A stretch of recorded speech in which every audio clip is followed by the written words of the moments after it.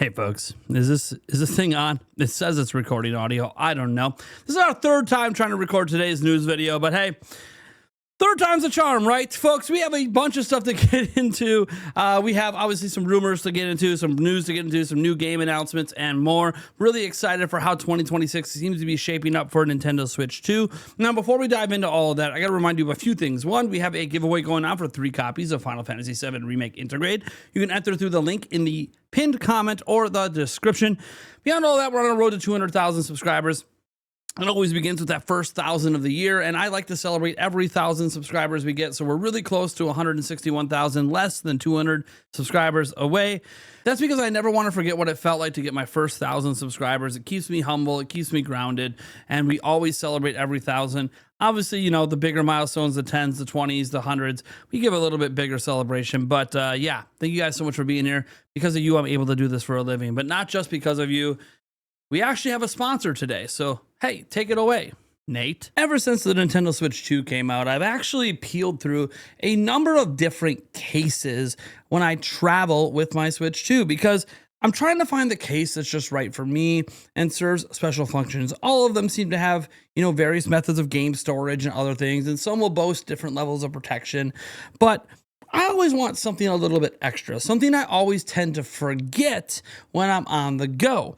And thankfully, today's sponsor, Belkin, gave me a case I just used this weekend in the Belkin gaming charging case. This is the packaging for it. And I got this bad boy right here, and I gotta say, I'm extremely pleased with this case. And the reason is I actually had to go on a 3.5-hour trip one way and then back, so 7 hours to go to a friend's wedding this weekend. And in doing so, I needed an ability to charge this because the car we were in did not have any USB charging. And so this Belkin charging case actually came in, and I've had this actually in here since I got home. And when I open it up, you'll see some cool stuff going on. So you got the storage up here, put extra cables or whatever. You have your traditional game storage here, which I didn't bring any of my physical games with me because I didn't need them. I was too busy playing my digital copy of Age of Imprisonment. But you come in here and you could see there's my Switch 2. And it is plugged into a battery bank, a Belkin battery bank. What's really cool about this battery bank is that it can actually charge your Switch 2 up to 1.5 times. That is absolutely insane. So this basically takes my Switch 2 from being about a 3-hour device to becoming a, I don't know, 8-9-hour device, which is just perfect for this trip. I never once charged this at the hotel. I didn't charge it in the car. All I needed was this case with that battery bank fully charged before I left. You can go ahead and get this case for yourself if you think this also solves some of your travel needs. Down below, if a link, you can also get 20% off now through literally January 24th with our unique code Nintendo Prime 20. That's right, 20% off this charging case. Comes with everything you just saw here, right? You get the battery, you get the actual cable with the right angle and all of that. Everything you need right here for your travel needs for Nintendo Switch 2. Shout out again to Belkin for sponsoring this video. All right, now that we're back, folks, let's go ahead and dive into our first rumor. This one comes from Nash Weedle. Now, the reason we pay attention to Nash Weedle is because essentially all of last year, everything he said happened. Third-party games, first-party games, price points, all this stuff. He was right about basically everything when it came to Switch 2 last year. So it makes us feel like he's got some pretty legit sources. Let's go ahead and see what he recently said. He said, League Express 2, ARMS 2 is on the way. I've received information about a Nintendo game in development for the Switch 2 with the following details. A game featuring fist-fighting combat, strong online component, comes with improvements in input lag for sound and vibration that enhance the impact sensation. The clues have led me to think of the sequel to the Switch fighting game. What do you think? So he's thinking ARMS 2. Because he doesn't know what game it is, I want to throw out one other possibility. Punch-Out, baby. Why not? Why can't there be a strong online component to Punch-Out? Why wouldn't you have vibration and enhanced impact sensation in a Punch-Out style game? We've had motion controls and stuff like this before with Punch-Out. Obviously, ARMS did as well. So I'm just throwing that out there as another possibility since he doesn't know exactly what the game is, just details about the game. Is it ARMS 2? Is it Punch-Out? Is it something else entirely? Fitness, boxing, perhaps? You guys let me know down in the comments below. next up, hey, we've had rumors in the past already about Call of Duty coming in the next few months from Jez Corden, and now the Call of Duty game launcher has Nintendo in it. So we got this article at, what is this, My Nintendo News. As we scroll down, we can see images from data mining of the game launcher. You can see Nintendo is now listed as a platform family when it used to not be there. Same in the client platform, the platform family. Same in here as well as the client platform family to account type. Yes, they literally have Nintendo listed in here in all of these sections that used to not be here. This is a pretty heavy sign. Something Call of Duty is coming to Nintendo fairly soon. Most of us figure it's probably Call of Duty Warzone, especially because other games like Fortnite have seen a lot of success on the Switch and the Switch 2. So I would suspect that we're going to see a lot of success here as well. Now, next up, we have to get to our next story. And this one I find interesting because it does come from someone that is delivering maybe the most exciting story of the day. It has to do with the Direct. It has to do with the new Mario game. But also, this is the most unreliable person I have covered in some time. They are a user from France that claims to be a journalist. However, I'm unable to verify any legit outlets they've ever actually worked for, despite digging for quite some time. And I can't seem to find anything they've been right about or necessarily wrong about. But a lot of people from France seem to be telling me that this person is not super reliable. So I'm taking their opinions into consideration when talking about this. And I want you guys to put on your tinfoil hats, get the salt ready. Probably isn't true, but I figure we'll throw it out there just to see what happens. We'll be able to check on this on February 10th to see if there was any truth, because he says the Nintendo Direct is happening on February 10th. There will not be a Direct in January. However, in February, there will indeed be a huge Nintendo Direct featuring the upcoming 2026 games, including the one everyone's waiting for, a new 3D Mario. And again, he gives a date. Now, the 10th is a Tuesday. It is a possible Direct date. Nintendo does Directs on Tuesdays, Wednesdays, or Thursdays typically, so that does fit within the time schedule. It being in February does fit with Nintendo's usual shtick of doing a general February Direct. So yeah, it all kind of lines up that it could happen. And look, 3D Mario is something a lot of people want. It's been a long time since the last one, 2017. So it's now entering 9 years since the last release. That said, folks, the guy isn't super reliable, and we don't really know if we should give it much credence, but it is fun to talk about. For my money, there will be a Direct in February. Will 3D Mario be the big game? Will it be Animal Crossing? Will it be a Zelda remake? Well, it could be a lot of different things, because Nintendo really hasn't released any of their big hitters beyond Mario Kart. And, well, I actually am going to count Donkey Kong Bonanza as a big hitter. That is a franchise that was dormant for 25 years. So of the ones they use today in the modern age to sell consoles, Donkey Kong Bonanza is not one of those big hitters. So they have so many big hitting games still to come. I just can't wait to see what ones are coming in 2026. Now, Nate the Hate did actually comment on this, so I just want to throw this in there because Nate the Hate's usually in the know. This Adrian guy asked him if he knows anything about this, and he says, I have nothing to share about a Nintendo Direct at this time. No real surprise that he has nothing to share. Our more reliable insiders are more likely to share Nintendo Direct information towards the end of the month or in the first week or two of February. They've been slowly only giving this information the closer and closer we get to the Direct. I don't suspect Switchforce will be leaking anything this time, even if he does know. After all the last ones and him being right on a bunch of stuff, he also got all this internet backlash. And look, guys, being an insider, being a leaker is no fun. That's why you don't see me throwing a bunch of crap out there all the time, even when I do catch wind of things, because even if I have permission, God, man, the internet eats you alive. I already get eaten alive, called a clickbait. Dude, there's someone on my live stream last night saying I lied about what happened to my son, which is just wild to me after everything we've been through. So, yeah, this is the way the internet is. So you can understand why maybe I don't want to draw that kind of attention to me very often. That being said, Nate the Hate did reveal something that unfortunately confirms a story that we just heard from Larian Studios CEO. He was asked on a Reddit Q&A if basically Baldur's Gate 3 is coming to Switch 2. And he said, that's not our decision. And it's not. They had a very public falling out with Hasbro. And unfortunately, that's why we're not getting the game. Nate the Hate comes out and says, this is an unfortunate truth. While Larian would love to bring Baldur's Gate 3 to Switch 2, their relationship with Hasbro and Wizards of the Coast is not healthy. Late last year, I heard Baldur's Gate 3 for Switch 2 was not happening, but I just wanted more resources to verify. And now, obviously, the CEO has basically said it's not happening either. This is just a really unfortunate story. I don't really know what else to think. I don't know who's more at fault, this Larian or Hasbro, or both bear some fault. But it's unfortunate because Larian's already released things like Divinity Original Sin 2 on the Nintendo Switch 2. They clearly want to support the platform. They've also publicly announced in the past they will never make another Baldur's Gate game, which is really sad to hear considering that Baldur's Gate 3 is a Game of the Year level game. But it is what it is. There was obviously a very, very bad fallout between the development studio and the IP owner. And unfortunately, when you have really nasty fallouts, this is kind of the result of that. Consumers end up kind of getting the crap end of the stick. I think Baldur's Gate 3 would have made a ton of sense on Switch 2, especially considering Switch 2 has native mouse mode. You don't have to buy an accessory to use mouse mode. It's built into the system. And this feels like a game that, you know, as we see on PC, really takes advantage of the mouse. So, sucks. All right, guys. Setting that kind of sad news aside, how about some nice hypothetical news? A Nintendo deal might be teasing something, might not be teasing. We'll look at this in a moment. It's kind of weird. Nintendo deal has been accurate with some leaks in the past, but he doesn't leak a lot of stuff. More recently, he's talked about how there might be a Zelda or there will be a Zelda remake this year. Sorry, not might be. And he keeps teasing Xenoblade, but we don't know what he means by it.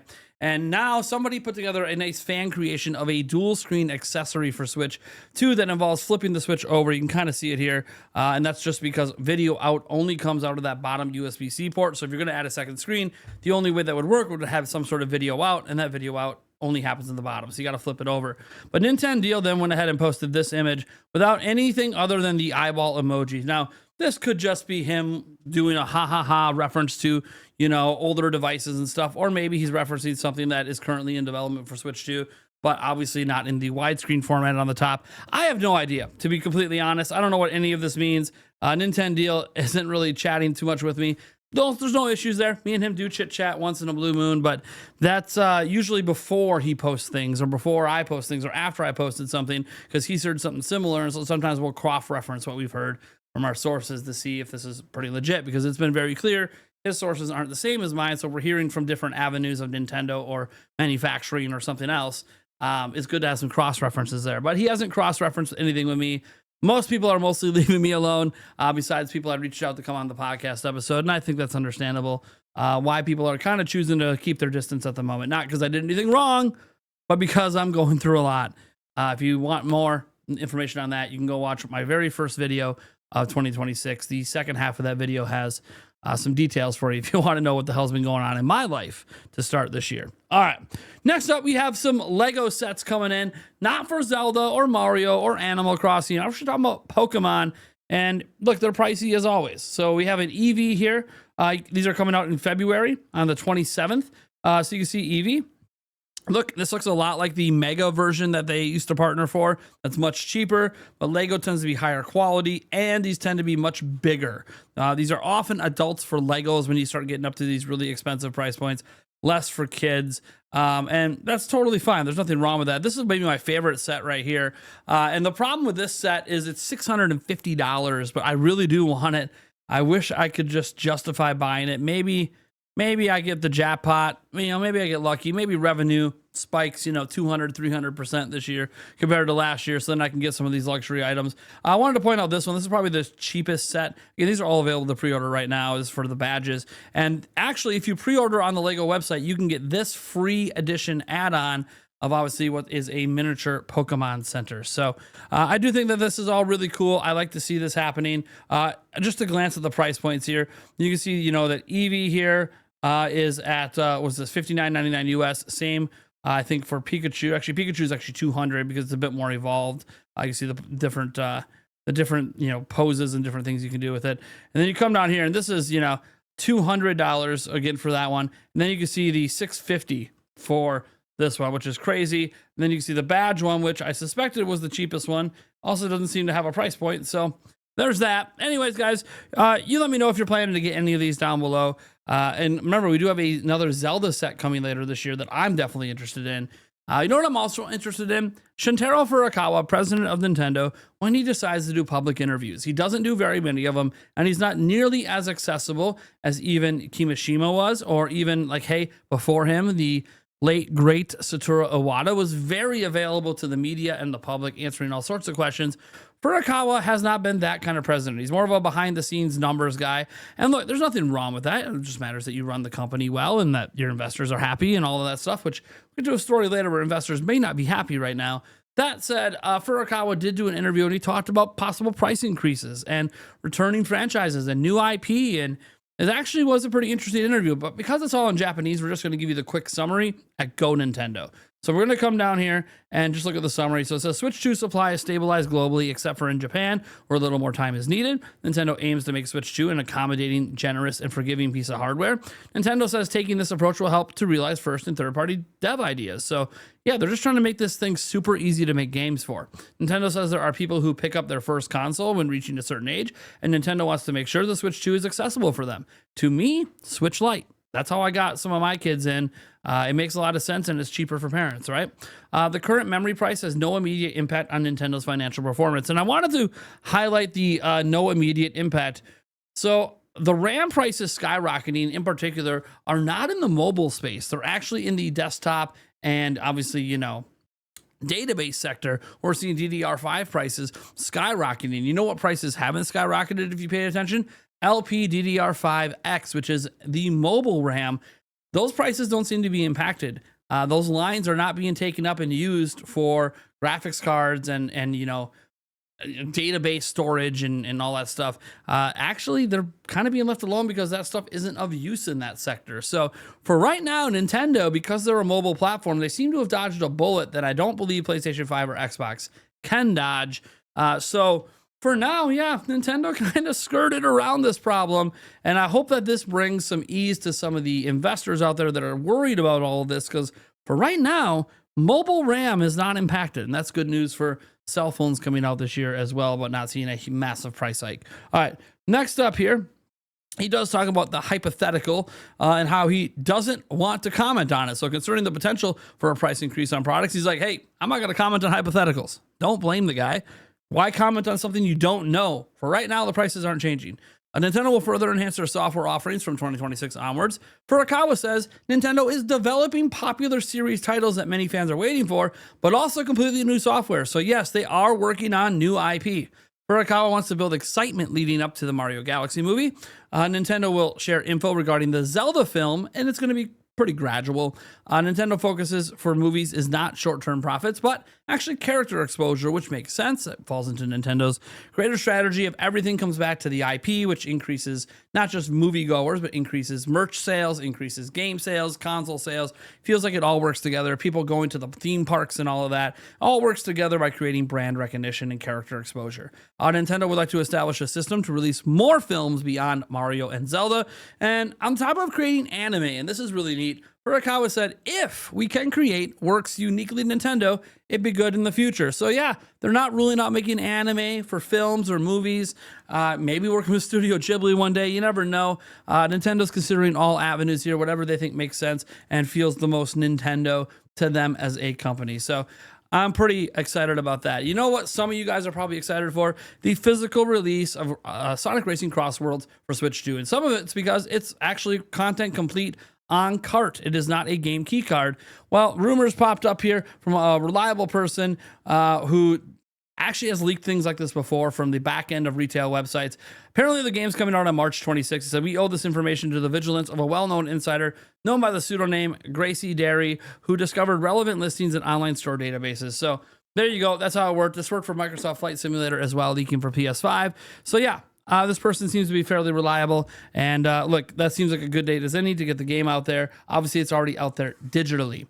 Next up, we got to talk about Night Dive Studios, and that is because they are releasing an update for System Shock on Switch 2, and they're targeting 60 FPS, as you're seeing right here. So as we already have a number of fixes pending that we're really excited for the next patch out, because it's just going to make the experience that much more stable. Why there wasn't a 30 FPS cap or why we're targeting 60 frames per second is because we saw that the Switch 2 hardware was actually capable of it. We're confident that we can hit a very smooth 60 FPS with the frame rate locked on Switch 2 basically all of the time.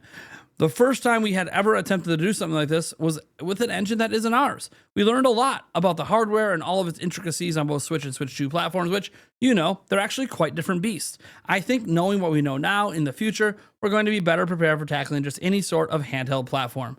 Which, of course, you know, there's rumors out there on a PlayStation 5 handheld, Xbox, and there's obviously PC handhelds, although games are often not fully customized for those. Obviously, Switch 2 as well, and who knows who else enters the market. All right. Next up, Nintendo has announced a surprising update coming to Splatoon 3. So version 11.0.0 update for Splatoon 3 is arriving on January 29th. As well as a balance update, there'll be some new features added to battles. Stay tuned for more deets. Please note there will be no new weapon kits included in this update. So they're not really including a ton of new content, just some new, as they say, features for battles. I wonder if this is going to help transition over to Splatoon Raiders, which I do think is going to be coming out this year. I could be wrong. Maybe it's a 2027 game. I know there's no year for that yet, but it would make sense for there to be an update to Splatoon 3 that leads into Splatoon Raiders. But this doesn't appear to be a content update or a story update. So we'll have to wait and see. I don't know what these new features are because they didn't give any details. Next up, there's a showcase happening on Thursday, and it's for Resident Evil. That's right, we're about to see a ton of Resident Evil Requiem. But here's what's interesting. That might not be the only game shown off. There's an unsubstantiated rumor that Capcom is also set to show one more game, which, if Dust Golem is previous information is correct, could be either Resident Evil Code Veronica Remake or Resident Evil 0 Remake. But yeah, we have a whole teaser trailer for this. Barring anything, do plan to live react to this when it goes live on Thursday. But of course, life happens. But yeah, I'm pretty excited for this. I think, I'm day one-ing Resident Evil Requiem. I already played it at PAX West, so I'm really excited for it on Switch too. You know what you also might be excited for? How about recapping your entire 2025? That's right, folks. Nintendo has finally dropped it. Your Nintendo Switch 2025 year in review has arrived. Check out your 2025 adventures with memories from past years with your Switch as well. This is really cool. I like when they do this every year. It also reminds me during certain years that I didn't game as much as I would have liked to. My number one played game, according to my list, was Fortnite, which I'm not surprised because that's one of me and Yulia, my fiance's, like go-to games to relax and play together and get away from life. So that's not really shocking to me. But yeah, my next up play games were like Donkey Kong Bonanza and stuff like that, Mario Kart World. Look, guys, I didn't get to play a ton. I think they said a little over 200 hours this last year on Nintendo Switch 2. Now, there's more hours that I played on PC, Xbox, and PlayStation, but the bottom line is that I just didn't game a lot last year. It is what it is. It was a very trying year for me overall that ended in one of the most horrible ways it can end for any parent anyways. So my focuses have obviously been elsewhere and not necessarily playing the games, but I have enjoyed covering them. We'll continue to cover them, and hopefully this year I get back to being able to play and game more like I'm accustomed to and getting my 1,000+ hours every year in. So we'll see what happens. Obviously, here's to 2026 and hopefully being a better year for me on a personal and professional level. Next up, though, we got Nintendo of America dropping new music on the Nintendo Music app. Nintendo Mario Luigi Brothership is now added to the music app. Again, for those out there that didn't know already, you probably already did if you have the app. But, remember how I mentioned that investors, maybe need to listen to Furukawa a bit more? Well, they're apparently spooked. This comes from Sirkin Todo, who said Nintendo stock in Japan is sliding. All-time high of 14,795 yen in August. Closed at 9,950 yen today. So that's 33% down in 5 months. Investors are spooked by possible price hikes, lack of first-party hits, and harbor discounts during the holidays. Now, the harbor discount part I find interesting, because that just was individual retailers temporarily discounting it. It is not at that discount right now. And you can see, obviously, this drop off. We showed this, obviously, not too far ago. Now, my whole take on the stock drop is mostly it's just a market correction. I always felt like it was weird that Nintendo was worth the most they've ever been worth in August. And I say this because the launch year of a new platform is usually not the year you want to see stock kind of spike up. That is because the launch year of a system is expensive. The system is the least profitable it ever will be, typically year one. You have a low install base to sell games to, so software sales are low. You are starting over essentially from scratch. It doesn't matter that you're carrying over some of the Switch audience. Again, the Switch 2 sales aren't going to be fantastic in terms of the overall software sales. And even with the hardware sales selling well, again, in some areas, they're probably selling the hardware for a loss. So the first year is usually kind of a rough year. And by year 3, you start to see the heavy profits off of the first couple of years of maybe not having as high a sustained profits as expected. So to me, it always felt weird that the stock was spiking so damn high in 2025. And it was just, we're expecting it to do this. We're expecting it to do that. Look, from what I'm able to gather right now, Switch 2 is still the fastest selling system ever and has outsold the Nintendo Switch's entire first 12 months in like 6 months, 7 months. So sales-wise, it's doing fine. It's just, it's not going to be an extremely profitable year for Switch 2. That's going to come as the base starts to get above 20, above 30, above 40 million. You start to see higher software sales. That's where a lot of the money comes in from. So that's just my take, though. Obviously, investors are free to feel however they want, especially when you have some, short-term investors that are looking for like, hey, I want to buy now and sell a year from now, kind of short-term investing for profit. It's a whole thing. Watching the investor circle sometimes can make you sick because it's literally just about people trying to line their pockets. Next up, we do have a brand new announcement that originally came from a retail leak, and then they decided, you know what, screw the leak, we're just going to announce it. Comedy shooter sequel, High on Life 2 is coming to Switch 2. And literally, you can see there was a leak here, and guess what? They just came out with an announcement, so it didn't take long. Squanch Games and Turn Me Up Games have confirmed that the leak is true. High on Life 2 will be available on Switch 2 on the 20th of April, 2026, both physically, unfortunately through a key card, and digitally. And that date is not a coincidence at all. If you know, you know. Pre-orders are open on both Amazon and GameStop in the US. So there you go.